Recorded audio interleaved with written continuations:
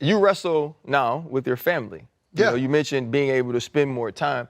I have a question, bro. Like, you're a handsome guy. You were voted like one of the sexiest men on the planet. That was more like a joke. But at one time. So it couldn't have been hard to date. You were in the NFL. I mean, you have that going for you. Bro, why the hell was you on Tinder? It was fun. Yeah, I mean, I'm young, I'm single. You know, you're just having fun. I don't know, I lived in the city.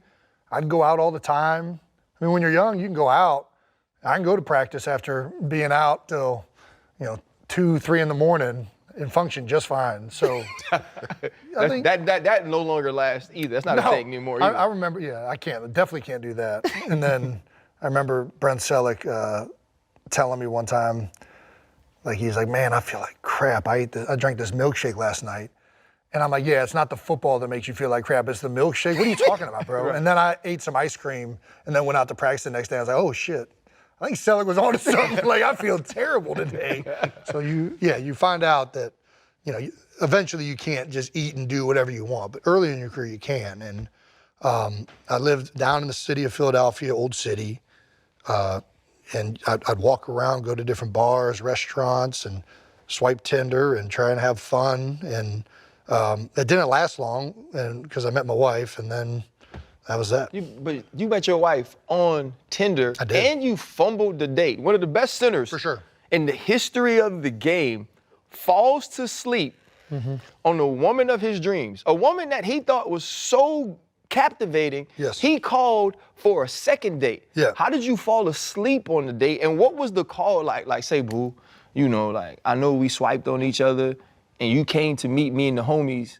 Yeah. I poured up a little bit, but I would love to do it again. Yeah, something like that. Yeah, I mean, so we met up after the Eagles holiday party from that year. So Jeffrey Lurie throws a Christmas party, holiday party every year. And we had already been tuned up from that party. So we were going to the billiard spot, Buffalo Billiards in Old City, afterwards as like just hang out and have fun. So we met up after all that. So I think she understood that this was something that was set in place long before we were even going to meet up and all this stuff was going to happen. So we agreed to go on a second date. And I was captivated with her though. And I don't I feel like if she wouldn't have been at Buffalo Billiards, maybe I wouldn't have remembered Buffalo Billiards at all. But somehow I snapped out of it, and I still remember that moment still of her walking through that door. I don't remember a lot from that night, but I remember that. And then apparently Bo Allen had to carry me home. But yeah, it was not the best first impression. I'm just say this, I know Bo. Yeah. If Bo has to carry you, you're in bad shape, For sure. And I think he said I was fighting him every step of the way. Like, I was just like making it harder and harder for him. He was dropping me and so. I don't know how a Tinder works. Sure. But you were just swiping. Why was that swipe different than the other swipes? Well, the first swipe, she was the most beautiful person I ever seen on the app. So that's why it was different right away. But then you start messaging and you start talking and you're vibing and you're like, oh, this girl's really cool. And then you meet in person the first night. Not a lot of discussion, right? I'm in bad shape. But then you keep, we went out on a second date.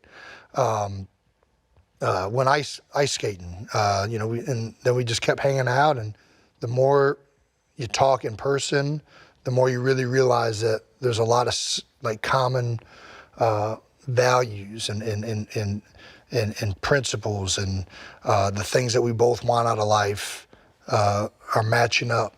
And that's when it really starts to be like, okay, I think she's really, really different, not just the other stuff. Do you open at some point with your shirtless body? Because I've seen you more without a shirt on than I ever wanted to in my life. You seem like you like to take your shirt off. Yeah, I mean, I might have been shirtless the first night. I don't remember, but there's a decent chance. What is it, Bob's Billiards? Yeah, Buffalo Billiards. Buffalo Billiards. I don't know that they would let me with the shirt off there, but yeah, I don't know at what point the shirt came off. I don't even know if I should. I know I embarrassed myself the second date too, because we're going ice skating, and I'm tying my skates, and the moment I sit down, a fart squeaks out. Yeah, not good, guys. And luckily she laughed at that. And I He was like, said okay. squeezed out. Bro, and anything like that happens all the time. Like I'm not like a repetitive farter or whatever. I don't know, but it was so embarrassing and she laughed. I was like, all right, we're gonna be fine. If she can laugh at that, we'll be good. I think that's a really dope story, man. All of us in the NFL, right? We all have moments in our lives where we go hard. Like we out partying, just having a good time, probably doing stuff excessively, as you mentioned, try to get to practice and make it through. Yeah. But we always find that one person that sort of helps us slow down and changes it.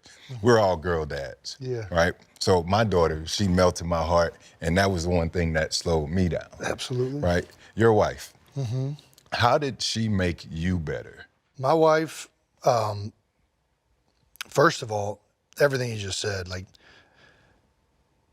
when you're on your own, everything you do, not everything, but a lot of what you do is just, intrinsically what you want. And it's very much a lifestyle, and you're going out and doing things that give you joy and give you satisfaction and give you purpose and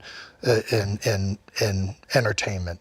What my wife did for me, and I think sports does this too, but nothing does it like a spouse, is ultimately, everything that you're doing comes under the lens of us both. And what am I doing to fulfill her? And what am I doing to make her happy and to give her entertainment?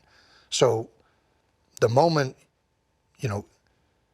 what she's done for me has really caused me to look outside myself and to really focus on that aspect, on how can I, get the most, what's the purpose of life and what's the purpose of a marriage? And, I don't think it happens like consciously.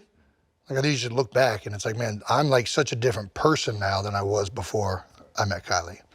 And that magnifies when you have children, because children are even, they would die if you weren't there. They'll just walk out and, drown. My daughter would drown in the pool if I wasn't sitting there with her. Like she just walks in. Like I'm like, you can't swim. Why are you walking in the pool? I think that's the number one thing.